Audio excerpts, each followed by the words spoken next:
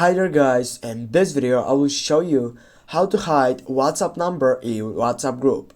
Firstly guys, you need to get up into the application and then tap on the three dots on your right upper side. Go select for settings and you need to go again on the first selection, account.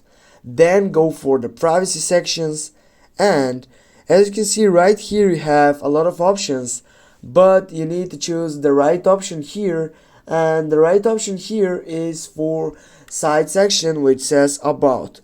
Go for about, and as you can see now my about section can read only my contacts.